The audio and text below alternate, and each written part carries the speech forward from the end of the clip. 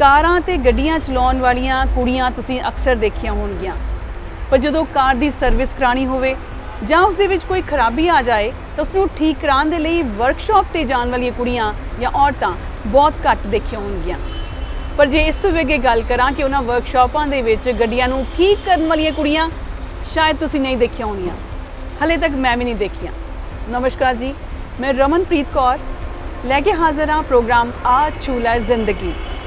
यकीनन मैं अज तक गड्डियां दी सर्विस करने वाली एक बहुत वड्डी जिहड़ी कंपनियां ने या एक बहुत वड्डी टीम हुंदी है किते भी वो च असीं कुड़ियां नहीं देखियां, पर अज असीं जिथे पहुंचे हाँ एक गड्डियां दी बहुत वड्डी कंपनी है जिथे गड्डियां दी सर्विस भी हुंदी है, रिपेयर भी हुंदी है, तो एक बहुत वड्डी टीम है जिहदे विच मेल मैंबर्स ने, मेल मकैनिक्स ने ਜਿਹੜੇ ਕਾਰਾਂ ਨੂੰ ਠੀਕ ਕਰਦੇ ਆ, ਸਰਵਿਸ ਕਰਦੇ ਆ। ਪਰ ਸਾਡੇ ਵਾਸਤੇ ਇੱਥੇ ਆਉਣ ਦਾ ਮੌਕਾ ਇਹ ਹੈ ਕਿ ਇਸ ਮੇਲ ਮਕੈਨਿਕਸ ਦੀ ਇੱਕ ਵੱਡੀ ਟੀਮ ਦੇ ਵਿੱਚ ਇੱਕ ਸਾਨੂੰ ਫੀਮੇਲ ਮਕੈਨਿਕ ਵੀ ਲੱਭੀ ਹੈ।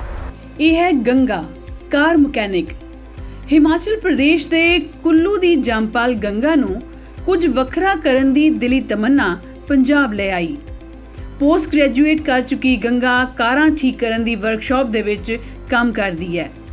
ਗੱਡੀਆਂ ਦੇ ਨਟ ਬੋਲਟ ਕੱਸਣੇ ਅਤੇ ਕਾਰਾਂ ਦੇ ਵਿਗੜੇ ਸੁਰਾਂ ਨੂੰ ਠੀਕ ਕਰਨਾ ਉਸ ਦਾ ਸਿਰਫ ਰੁਜ਼ਗਾਰ ਹੀ ਨਹੀਂ ਬਲਕਿ ਜਨੂਨ ਵੀ ਹੈ। ਜਿੱਥੇ ਆਮ ਕੁੜੀਆਂ ਦਾ ਆਪਣੇ ਹੱਥਾਂ ਤੇ ਪੈਰਾਂ ਦੀ ਸਾਜ ਸੱਜਾ ਵੱਲ ਖਾਸ ਧਿਆਨ ਰਹਿੰਦਾ ਹੈ, ਉੱਥੇ ਗੰਗਾ ਨੂੰ ਆਪਣੇ ਹੱਥਾਂ ਤੇ ਲੱਗਾ ਸਿਆਹ ਰੰਗ ਮਾਣ ਮਹਿਸੂਸ ਕਰਾਉਂਦਾ ਹੈ। ਆਓ ਮਿਲਦੇ ਹਾਂ ਨਵੇਕਲੇ ਖੇਤਰ ਵਿੱਚ ਆਪਣੀ ਪਹਿਚਾਣ ਬਣਾਉਣ ਵਾਲੀ ਕਾਰ ਮਕੈਨਿਕ ਗੰਗਾ ਨੂੰ। गंगा जी नमस्कार। नमस्कार जी। कुड़ियां नूं अक्सर सोचा जाता है कि वो नाजुक ने, कोमल कलावां दे विच वो अपना खेतर बना सकदियां ने। अजकल पढ़ लिख रही ने, बैंक की नौकरी है, कॉलेजेस या स्कूल च पढ़ाना है, तो मुख्य तौर पर यही सोचा जाता है। तुसीं अपने हाथ दिखाइयो, तो तुसीं अपने हत्थां लई ये किस्मत किद्दां चुनी? वो एक्चुअल शुरू तो मेरा लाइफ च सीगा कि हटके करना, कुछ वखरा करना आ, एक हरे कुड़ी दे लई एक एग्जाम्पल होवे। मैक्सीमम ये कहते नहीं कि तू कुड़ियाँ घर बार का ही देखना चाहिए, घरों बाहर नहीं निकलना चाहिए, हार्ड काम नहीं करना चाहिए, इदा उदा। तो मेरा यही सीगा कि एक हर एक कुड़ी वास्ते एक एग्जाम्पल होवे, कुड़ियाँ घरों बाहर निकल सके, हर एक जो वो चाहती है वो कर सके। बस वही सीगा मेरा मकसद। एज ए पहले उत्थे हुंदी सीगी हिमाचल, तो बिलिंग का काम करती हुंदी सी ऑफिस च, तो उत्थे मैं गड्डी का स्टार्टिंग च देखिया सी, गड्डी खुलदी गड्डी का काम देखिया सी, उत्थों मेरा इंटरस्ट जिहड़ा है वो डिवेलप होया। जे मैं गल करां कि तुसीं पहलां काम कीता होया सी, तुसीं हिमाचल नूं बिलोंग करदे हो, बिलां दा काम करना, दफ्तर दा काम करना या कंप्यूटर ते काम करना या कस्टमर्स नाल डील करना, वो एक अलग गल है, पर ये बिल्कुल वखरा। और वो भी इन्ना वखरा कि कुड़ियां तां जदों किते दफ्तर या काम ते जांदियां ने अपने आप सजा के जांदियां ने, तैयार श्यार होके जांदियां ने, तो उन्होंने ये भी कोशिश होंदी कि हत्थ साडे जिहड़े ना ड्राई ना लगन, असीं कोल्ड क्रीम लगा के जाइए।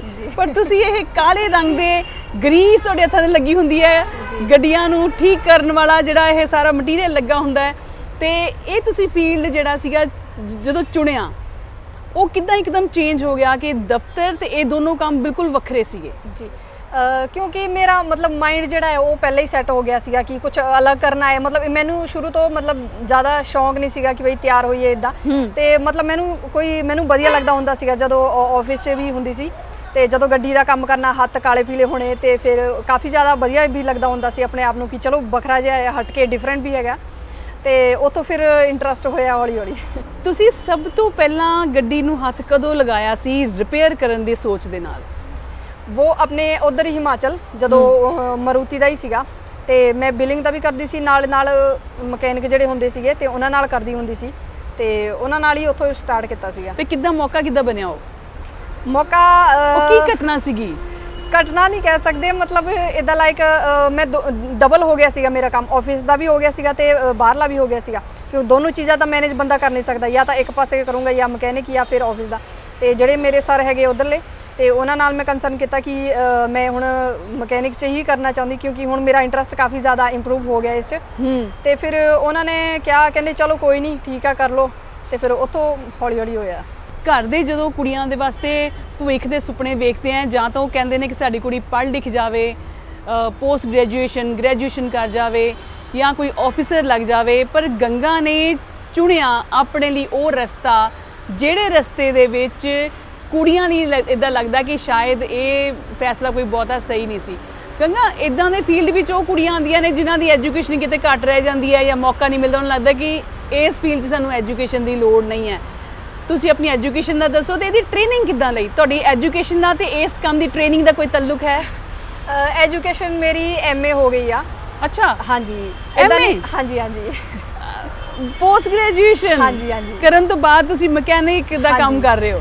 ਬਿਕੋਜ਼ ਮੇਰਾ ਟੈਨਸ਼ਨ ਇਹ ਹੈਗਾ ਕਿ ਪੜ੍ਹਾਈ ਤਾਂ ਹਰ ਇੱਕ ਬੰਦਾ ਕੋਈ ਕਰਦਾ ਹੀ ਆ, ਜੌਬ ਵੀ ਹਰ ਇੱਕ ਬੰਦਾ, ਪੈਸੇ ਹਰ ਇੱਕ ਬੰਦਾ ਕਮਾ ਲੈਂਦਾ, ਪਰ ਆਪਣੀ ਇੱਕ ਅਲੱਗ ਪਹਿਚਾਣ ਬਣਾਉਣਾ, ਆਪਣੀ ਇੱਕ ਇਮੇਜ ਬਣਾਉਣਾ ਜੋ ਹਰ ਇੱਕ ਬੰਦਾ, ਮਤਲਬ ਹਰ ਇੱਕ ਮਾਂ ਪਿਓ ਕਵੇ ਕਿ ਯਾਰ ਉਹ ਕਰ ਸਕਦੀ ਦਾ ਤੇ ਤੁਸੀਂ ਕਿਉਂ ਨਹੀਂ ਕਰ ਸਕਦੀ ਆ। ਹਾਂਜੀ, ਉਹ ਸੀਗਾ ਮੇਰਾ ਸਟਾਰਟਿੰਗ 'ਚ। ਤੇ ਜਦੋਂ ਤੁਸੀਂ ਆਹ ਵਾਲਾ ਕੰਮ ਕਰਦੇ ਹੋ ਕਿ ਕਾਰਾਂ ਦਾ ਕੰਮ ਖੋਲ੍ਹਣਾ, ਪੇਚ ਖੋਲ੍ਹਣੇ ਜਿਨ੍ਹਾਂ ਲਈ ਜ਼ੋਰ ਲੱਗਦਾ ਹੈ, ਫਿਰ ਕਈ ਵਾਰ ਉਹਦੇ ਪੁਰਜ਼ੇ ਚੱਕਣੇ ਵੀ ਪੈਂਦੇ ਨੇ, ਵਜ਼ਨ ਵੀ ਚੱਕਣਾ ਪੈਂਦਾ ਆ, ਤੇ ਉਹ ਆਪਣੇ ਆਪ ਕਰ ਲੈਂਦੇ ਹੋ ਕਿ ਕਦੇ ਬਾਜ਼ ਮਾਰਦੇ ਹੋ? ਮੈਕਸਿਮਮ ਤਾਂ ਆਪਣਾ ਇਹ ਰਹਿੰਦਾ ਕਿ ਜਿੰਨਾ ਹੋ ਸਕੇ ਉਹ ਆਪ ਹੀ ਕਰੀਏ, ਜਿੱਥੇ ਕਿਤੇ ਲੋੜ ਪੈ ਜਾਂਦੀ ਉੱਥੇ ਬੁਲਾ ਵੀ ਲਈਦਾ।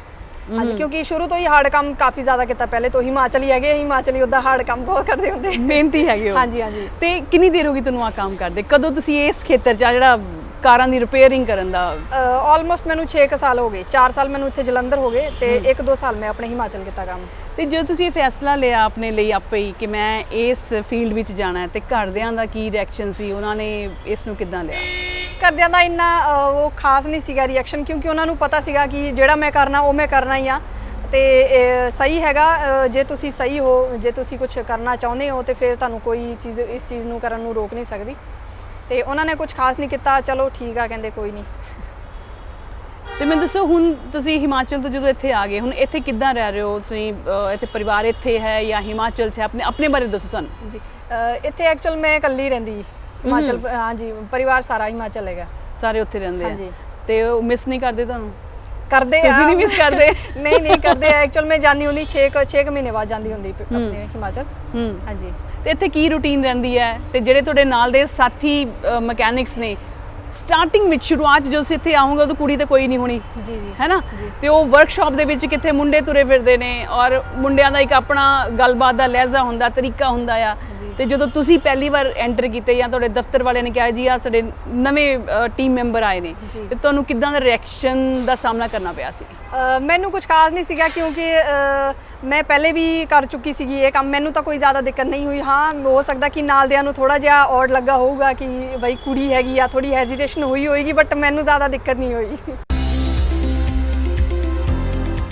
ਤੇ ਜਦੋਂ ਪਹਿਲਾਂ ਜੁਆਇਨ ਕੀਤਾ ਸੀ ਇਹਨਾਂ ਨੇ, ਉਦੋਂ ਸਾਨੂੰ ਲੱਗਦਾ ਸੀ ਬਹੁਤ ਅਜੀਬ ਜਿਹਾ ਕਿ ਕਿਸ ਤਰ੍ਹਾਂ ਹੈਂਡਲ ਕਰਨਗੇ, ਨਾਲ ਕਿਸ ਤਰ੍ਹਾਂ ਅਸੀਂ ਮੁੰਡੇ ਕੰਮ ਕਰਦੇ ਹਾਂ, ਕਈ ਵਾਰੀ ਵੱਧ ਘੱਟ ਵੀ ਬੋਲ ਲੈਂਦੇ ਹਾਂ, ਤੇ ਕੁੜੀ ਲਾਗੇ ਹੋਣ ਕਰਕੇ ਥੋੜ੍ਹਾ ਅਨਕੰਫਰਟੇਬਲ ਜਿਹਾ ਫੀਲ ਕਰਦੇ ਸੀ। ਬਟ ਜਿੱਦਾਂ ਹੌਲੀ ਹੌਲੀ ਨਾਲ ਰਹਿ ਕੇ ਕੰਮ ਕਰਨ ਲੱਗ ਪਏ ਤੇ ਸਾਰੇ ਉਸੇ ਤਰ੍ਹਾਂ ਹੀ ਮਤਲਬ ਕਿ ਮਿਕਸ ਹੋ ਗਏ ਵਿੱਚ, ਤੇ ਹੁਣ ਬਹੁਤ ਵਧੀਆ ਫੀਲ ਹੁੰਦਾ ਕਿ ਹਾਂਜੀ ਇੱਕ ਕੁੜੀ ਵੀ ਮਤਲਬ ਕਿ ਇੰਨਾ ਜ਼ਿਆਦਾ ਆਪਣੇ ਆਪ ਨੂੰ ਪ੍ਰਪੇਅਰ ਕਰ ਲੈਂਦੀ ਹੈ ਕਿ ਹਾਂਜੀ ਮੈਂ ਵੀ ਕੰਮ ਕਰ ਸਕਦੀ ਹਾਂ। ਸਾਨੂੰ ਵੀ ਦੇਖ ਕੇ ਬਹੁਤ ਮੋਟੀਵੇਸ਼ਨ ਮਿਲਦੀ ਕਿ ਹਾਂਜੀ ਜੇ ਕੁੜੀ ਕਰ ਸਕਦੀ ਹੈ ਤਾਂ ਮੁੰਡੇ ਕਿਉਂ ਨਹੀਂ ਕਰ ਸਕਦੇ। ਇਸ ਕਰਕੇ ਬਹੁਤ ਵਧੀਆ ਫੀਲ ਹੁੰਦਾ ਜੀ। ਇੱਕ ਹੋਰ ਗੱਲ ਮੈਂ ਕਰਨੀ ਚਾਹੁੰਦਾ ਕਿ ਜਿੱਦਾਂ ਅੱਜ ਕੱਲ੍ਹ ਸਾਡੇ ਪਿੰਡਾਂ ਦੀਆਂ ਕੁੜੀਆਂ ਜਾਂ ਘਰਾਂ ਦੀਆਂ ਕੁੜੀਆਂ ਹੁੰਦੀਆਂ ਕਿ ਯਾਰ ਘਰ ਦੇ ਕੰਮ ਕਹਿੰਦੇ ਤਾਂ ਨਹੀਂ ਕਰਦੀਆਂ, ਪਰ ਉਹਨਾਂ ਕੁੜੀਆਂ ਨੂੰ ਇਸ ਕੁੜੀ ਵੱਲ ਦੇਖ ਕੇ ਸਾਨੂੰ ਵੀ ਬਹੁਤ ਵਧੀਆ ਮੋਟੀਵੇਸ਼ਨ ਮਿਲਦੀ ਕਿ ਹਾਂ ਉਹ ਕੁੜੀਆਂ ਨੂੰ ਸਿੱਖਣਾ ਚਾਹੀਦਾ ਕਿ ਇਹ ਕੁੜੀ ਹੋ ਕੇ ਮਕੈਨਿਕ ਦਾ ਕੰਮ ਕਰ ਸਕਦੀ, ਜਦ ਕਿ ਘਰ ਦੀਆਂ ਕੁੜੀਆਂ ਝਾੜੂ ਪੋਚਾ ਵੀ ਨਹੀਂ ਕਰਦੀਆਂ ਹੈਗੀਆਂ। ਤੇ ਇਹ ਮਕੈਨਿਕ ਦਾ ਕੰਮ ਕਰਨਾ ਬਹੁਤ ਹਾਰਡ ਹੁੰਦਾ ਆ, ਤੇ ਉਹਦੇ ਵਾਸਤੇ ਬਹੁਤ ਜ਼ਿਆਦਾ ਮਤਲਬ ਕਿ ਮਿਹਨਤ ਵਾਲਾ ਕੰਮ ਆ, ਤੇ ਉਹ ਹਾਰਡ ਵਰਕਿੰਗ ਕੰਮ ਆ, ਤੇ ਇਹਦੇ ਵਿੱਚ ਉਹਦੀ ਸਰਾਹਨਾ ਕਰਦੇ ਆਪਾਂ ਕਿ ਬਹੁਤ ਵਧੀਆ ਕੰਮ ਕਰ ਰਹੀ ਆ। ਕੋਈ ਵੀ ਅਸੀਂ ਵਰਕਸ਼ਾਪ ਹੁੰਦੀ ਹੈ ਨਾ, ਜਾਂ ਕੋਈ ਦੁਕਾਨ ਹੀ ਹੈ ਮੰਨ ਲਓ ਜਿੱਥੋਂ ਕੋਈ ਲੋਕ ਸਮਾਨ ਲੈਂਦੇ ਆ ਜਾਂ ਕੋਈ ਸਰਵਿਸ ਲੈਂਦੇ ਆ, ਤੇ ਕਸਟਮਰ ਜਿਹੜੇ ਨਾ ਸਪੈਸ਼ਲੀ ਕਹਿ ਦਿੰਦੇ ਕਿ ਮੈਂ ਉਸ ਬੰਦੇ ਤੋਂ ਕੰਮ ਕਰਾਉਣਾ ਹੈ। ਤੇ ਤੁਹਾਡੇ ਨਾਲ ਕੋਈ ਇਦਾਂ ਦਾ ਇਨਸੀਡੈਂਟ ਹੋਇਆ ਹੋਵੇ ਕਿ ਤੁਹਾਡੇ ਜਿਹੜੇ ਕਸਟਮਰਸ ਆ ਉਹ ਕਹਿੰਦੇ ਜੀ ਅਸੀਂ ਗੰਗਾ ਤੋਂ ਹੀ ਕੰਮ ਕਰਾਉਣਾ ਹੈ, ਜਾਂ ਕੋਈ ਇਦਾਂ ਨਾ ਹੋਵੇ ਕਿ ਆ ਕੁੜੀ ਹੈ ਕਰ ਲੂਗੀ? ਕਦੇ ਡਾਊਟ ਕੀਤਾ ਉਹਨਾਂ ਨੇ ਤੁਹਾਡੇ ਕੰਮ ਤੇ?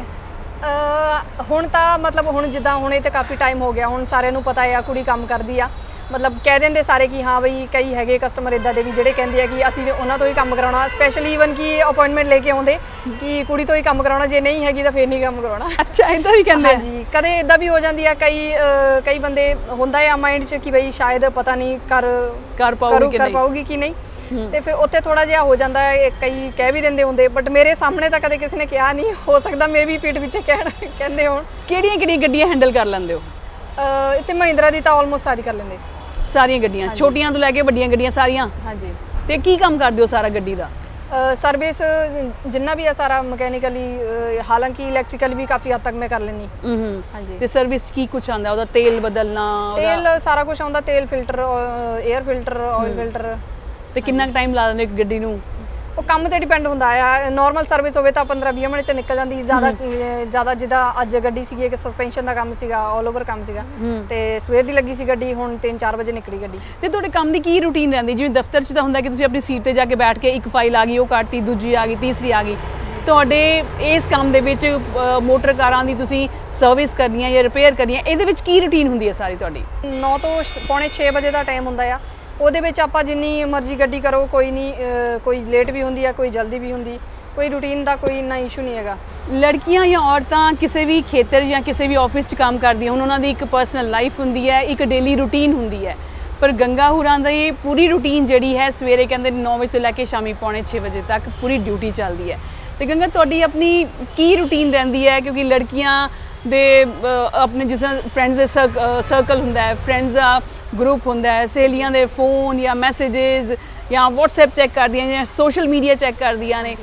ਤੁਹਾਡੀ ਰੂਟੀਨ ਕੀ ਰਹਿੰਦੀ ਹੈ ਜੇ ਮੈਂ ਦੂਜੀਆਂ ਕੁੜੀਆਂ ਦੇ ਨਾਲ ਇਸ ਦੀ ਤੁਲਨਾ ਕਰਾਂ? ਜੀ, ਐਕਚੁਅਲ ਮੇਰਾ ਸ਼ਡਿਊਲ ਇਹ ਰਹਿੰਦਾ, ਸਵੇਰੇ ਉੱਠ ਕੇ ਪਹਿਲੇ ਤਾਂ ਫੋਨ ਕੁਛ ਨਹੀਂ ਦੇਖਣਾ ਹੁੰਦਾ। ਇਹ ਹੁੰਦਾ ਕਿ ਬਸ ਜਲਦੀ ਜਲਦੀ ਆਪਾਂ ਤਿਆਰ ਹੋ ਜਾਈਏ। ਸਵੇਰੇ ਉੱਠ ਕੇ ਰੋਟੀ ਪਾਣੀ ਬਣਾਉਣਾ ਹੁੰਦਾ ਹੈ, ਫਿਰ ਲੰਚ ਵੀ ਪੈਕ ਕਰਨਾ ਹੁੰਦਾ, ਫਿਰ ਬਸ ਸਵੇਰੇ ਟਾਈਮ ਨਹੀਂ ਇੰਨਾ ਹੁੰਦਾ। ਤੇ ਫਿਰ ਕੰਮ ਤੇ ਆ ਜਾਈਦਾ। ਫਿਰ 9 ਵਜੇ ਇੱਥੇ ਫਿਰ ਟਾਈਮ ਨਹੀਂ ਲੱਗਦਾ, ਸਾਰੀ ਦਿਹਾੜੀ ਤੇ ਬਿਜ਼ੀ ਰਹੀਦਾ। ਫਿਰ ਸ਼ਾਮ ਨੂੰ ਜਦੋਂ ਘਰ ਜਾਂਦੇ ਤੇ ਸ਼ਾਮ ਨੂੰ ਰੋਟੀ ਪਾਣੀ ਆਪ ਬਣਾਉਣਾ ਪੈਂਦਾ। ਤੁਸੀਂ ਜਿਵੇਂ ਕਿਹਾ ਕਿ 6 ਸਾਲ ਹੋ ਗਏ ਇਸ ਲਾਈਨ 'ਚ ਨਾ, ਜਲੰਧਰ ਕਿੰਨਾ ਘੁੰਮੇ ਹੋ? ਕੁਝ ਖਾਸ ਨਹੀਂ, ਥੋੜਾ ਬਹੁਤ ਹੀ।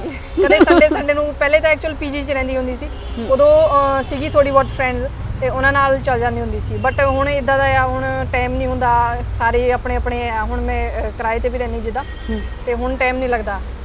ਤੇ ਇੱਥੇ ਹੋਰ ਫੀਮੇਲ ਸਟਾਫ ਕਿਹੜਾ ਤੇ ਉਹਨਾਂ ਨਾਲ ਕਿਸ ਤਰ੍ਹਾਂ ਰਾਬਤਾ ਰਹਿੰਦਾ ਤੁਹਾਡਾ, ਔਰ ਕਿੰਨਾ ਸੰਪਰਕ ਰਹਿੰਦਾ?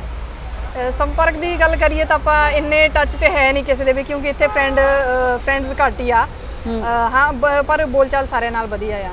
ਮਤਲਬ ਕਹਿੰਦਾ ਕਿ ਤੁਸੀਂ ਭਾਵੇਂ ਇੱਕ ਕੰਪਨੀ 'ਚ ਕੰਮ ਕਰਦੇ ਹੋ, ਲੇਕਿਨ ਉਸ ਦੇ ਵਿੱਚ ਵੀ ਅਲੱਗ-ਅਲੱਗ ਡਿਪਾਰਟਮੈਂਟਸ ਅਗਰ ਹੈਗੇ ਨੇ ਤਾਂ ਆਪਸ ਵਿੱਚ ਰਾਬਤਾ ਬਹੁਤ ਸੀਮਤ ਹੁੰਦਾ ਹੈ।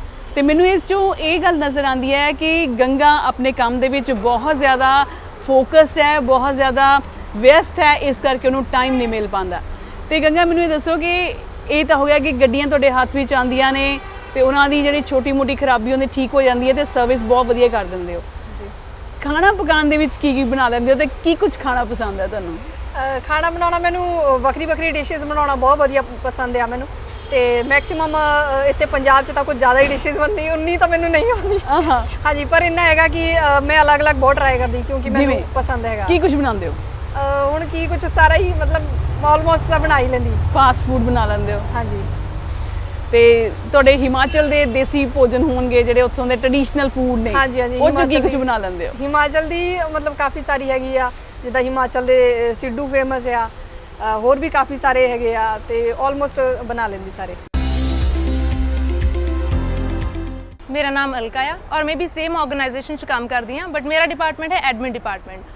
और गंगा ਜਿਹੜੇ ਕੰਮ ਕਰਦੇ ਆ ਉਹ ਐਜ਼ ਅ ਵਰਕਸ਼ਾਪ 'ਚ ਮਕੈਨਿਕ ਦੇ ਤੌਰ ਤੇ ਕੰਮ ਕਰਦੇ ਆ। ਉਹ ਬਹੁਤ ਹਾਰਡ ਵਰਕਰ ਆ ਔਰ ਮੈਂ ਬਿਲੀਵ ਕਰਦੀ ਹਾਂ ਕਿ ਸਾਡੀ ਵਰਕਸ਼ਾਪ 'ਚ ਉਹ ਮਤਲਬ ਬਾਕੀ ਜਿੱਦਾਂ ਲੜਕਿਆਂ ਤੋਂ ਬੈਟਰ ਹੀ ਕੰਮ ਕਰਦੇ ਆ, ਉਹਨਾਂ ਦੇ ਬਰਾਬਰ ਹੀ ਆਲਮੋਸਟ ਕੰਮ ਕਰਦੇ ਆ, ਉਹ ਕਿਸੇ ਤੋਂ ਘੱਟ ਨਹੀਂ ਆ।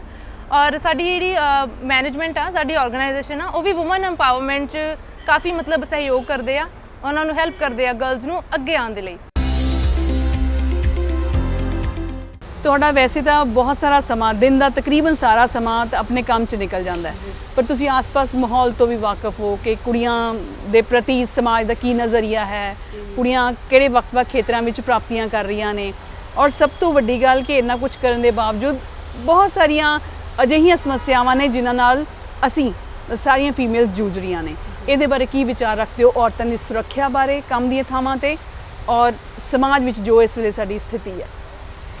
ਮੈਂ ਇਹੀ ਕਹਿਣਾ ਚਾਹੁੰਦੀ ਕਿ ਜੇ ਤੁਸੀਂ ਮਤਲਬ ਆਪਣੇ ਆਪ ਨੂੰ ਆਪਣੇ ਆਪ ਨੂੰ ਇੱਦਾਂ ਦਾ ਬਣਾਓ ਕਿ ਸਾਹਮਣੇ ਵਾਲਾ ਬੰਦਾ ਗੱਲ ਕਰਨ ਤੋਂ ਪਹਿਲਾਂ ਹੀ ਡਰ ਜਾਵੇ, ਸੋਚੇ ਕਿ ਨਹੀਂ ਯਾਰ ਇਹਦੇ ਨਾਲ ਗੱਲ ਨਹੀਂ ਕਰਨੀ। ਬਟ ਮੇਰੇ ਨਾਲ ਤਾਂ ਮੈਕਸਿਮਮ ਇੱਦਾਂ ਹੀ ਹੁੰਦਾ, ਕਿਉਂਕਿ ਆਪਣਾ ਜਿਹੜਾ ਮਤਲਬ ਸਟਾਈਲ ਆ ਸਾਰਾ ਕੁਝ ਆਲ ਓਵਰ ਇੱਦਾਂ ਹੀ ਆ ਕਿ ਬਈ ਮੁੰਡਿਆਂ ਵਾਂਗ ਹੀ ਆ ਸਾਰਿਆਂ ਨੂੰ ਆਤਮ ਵਿਸ਼ਵਾਸ। ਹਾਂਜੀ, ਕਦੇ ਇਹ ਨਹੀਂ ਕਿਸੇ ਨੂੰ ਇਹ ਨਹੀਂ ਲੱਗਦਾ ਕਿ ਬਈ ਨਹੀਂ ਯਾਰ ਕੁੜੀ ਅੱਜ ਮੈਂ ਉਹਨੂੰ ਪੁੱਛ ਲਵਾਂ ਜਾਂ ਗੱਲ ਕਰ ਲਵਾਂ, ਕਿਸੇ ਦੀ ਨਹੀਂ ਹਿੰਮਤ ਹੁੰਦੀ ਨਹੀਂ ਇਹ। ਹਾਂਜੀ, ਪਰ ਅੱਜ ਤੱਕ ਹੋਇਆ ਵੀ ਨਹੀਂ ਕਦੇ।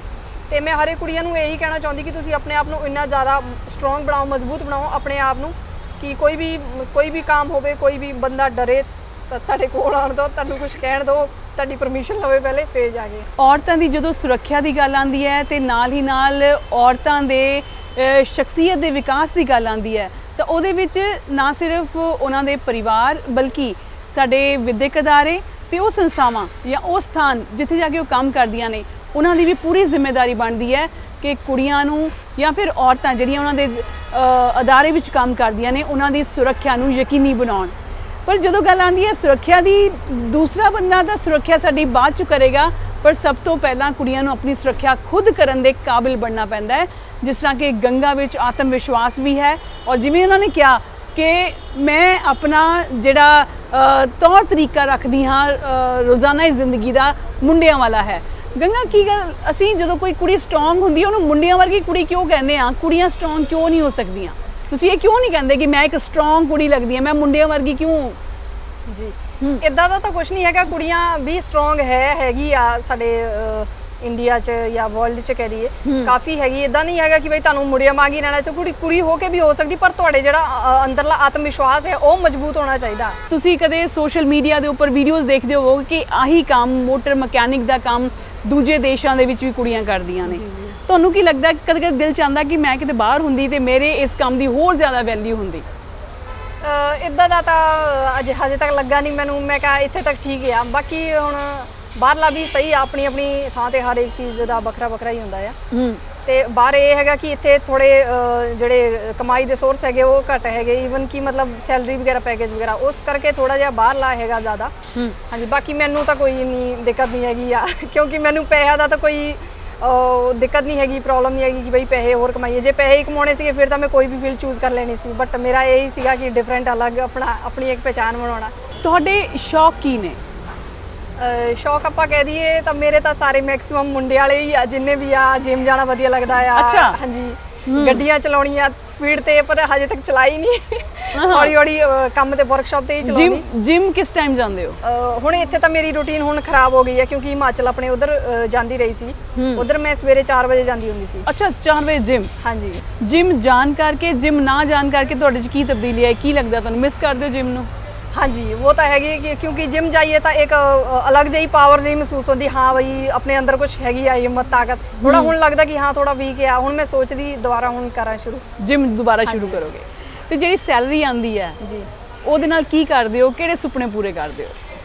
ਆਪਣੇ ਛੋਟੇ ਮੋਟੇ ਹੀ ਆ ਜਿੰਨਾ ਇਹ ਮਤਲਬ ਮੇਰਾ ਇਹ ਸੀਗਾ ਕਿ ਬਈ ਕਿਸੇ ਤੋਂ ਮੰਗਣ ਦੀ ਲੋੜ ਨਾ ਪਵੇ ਜ਼ਿੰਦਗੀ 'ਚ, ਜਾਂ ਘਰ ਪਰਿਵਾਰ ਤੋਂ ਕਦੇ ਤੱਕ ਕਿਸੇ ਤੋਂ ਕੁਛ ਨਹੀਂ ਮੰਗਿਆ ਅੱਜ ਤੱਕ, ਜਿੰਨਾ ਵੀ ਆ ਆਪਣੇ ਆਪ ਸਟੈਂਡ ਹੀ ਕੀਤਾ ਸ਼ੁਰੂ ਤੋਂ ਹੀ। ਤੇ ਉਹੀ ਆ ਛੋਟੇ ਮੋਟੇ ਜਿੰਨੇ ਆਪਣੇ ਸ਼ੌਂਕ ਹੁੰਦੇ ਉਹ ਪੂਰੇ ਕਰ ਲੈਂਦੇ ਹੁੰਦੇ। ਤੁਸੀਂ ਇਸ ਵੇਲੇ ਹਲੇ ਸਿੰਗਲ ਹੋ? ਹਾਂਜੀ। ਤੇ ਆਪਣੀਆਂ ਫਿਊਚਰ ਪਲੈਨਿੰਗਸ ਹੋਣਗੀਆਂ, ਭਵਿੱਖ ਦੀਆਂ ਪਲੈਨਿੰਗਸ ਹੋਣਗੀਆਂ, ਪਰਿਵਾਰ ਦੀਆਂ, ਵਿਆਹ ਕਰਵਾਉਣ ਦੀਆਂ, ਤੇ ਉਹਦੇ ਬਾਰੇ ਕੀ ਸੋਚਦੇ ਹੋ? ਤੁਹਾਨੂੰ ਕੀ ਲੱਗਦਾ ਕਿ ਇਦਾਂ ਦਾ ਕੋਈ ਲੜਕਾ ਤੁਹਾਡੇ ਕੰਮ ਨੂੰ, ਕੰਮ ਦੇ ਸਹਿਤ, ਕੰਮ ਦੇ ਨਾਲ ਤੁਹਾਨੂੰ ਅਸੈਪਟ ਕਰ ਲਏਗਾ, ਜਾਂ ਕਹੇਗਾ ਕਿ ਨਹੀਂ ਤੂੰ ਤਾਂ ਮੈਨੂੰ ਪਸੰਦ ਹੈ ਪਰ ਆ ਕੰਮ ਬਦਲ ਲਾ, ਤੇਰੇ ਹੱਥ ਕਾਲੇ ਰਹਿੰਦੇ ਆ, ਮੈਨੂੰ ਤਕਲੀਫ ਹੁੰਦੀ ਹੈ? ਜੀ, ਇੱਦਾਂ ਦਾ ਮੇਰਾ ਮਤਲਬ ਮੇਰਾ ਇੱਦਾਂ ਦਾ ਹੀ ਹੈਗਾ ਕਿ ਬਈ ਜਿਹੜਾ ਵੀ ਹੋਵੇ ਉਹ ਸਮਝੇ ਇਸ ਚੀਜ਼ ਨੂੰ ਤੇ ਅੰਡਰਸਟੈਂਡ ਕਰੇ ਕਿ ਬਈ ਹਾਂ ਕਰ ਸਕਦੀ, ਕੋਈ ਨਹੀਂ। ਮਤਲਬ ਜੇ ਕੋਈ ਇੱਦਾਂ ਦਾ ਮਿਲੇ ਕਿ ਜੋ ਕਹਿ ਦੇਵੇ ਕਿ ਬਈ ਹਾਂ ਤੂੰ ਨਹੀਂ ਕਰਨਾ, ਫਿਰ ਮੈਂ ਉਹਨੂੰ ਕਹੂੰਗੀ, ਮੈਂ ਕਿਹਾ ਫੇਰ ਨਹੀਂ। ਅੱਛਾ, ਗੰਗਾ ਨੂੰ ਮਿਲ ਕੇ ਇਸ ਗੱਲੋਂ ਬਹੁਤ ਖੁਸ਼ੀ ਆ ਰਹੀ ਹੈ ਕਿ ਗੰਗਾ ਨੂੰ ਆਪਣੇ ਕੰਮ ਦੇ ਉੱਪਰ ਬਹੁਤ ਫਖਰ ਹੈ ਔਰ ਆਪਣੀ ਜ਼ਿੰਦਗੀ ਤੋਂ ਉਹਨਾਂ ਨੂੰ ਤਸੱਲੀ ਹੈ।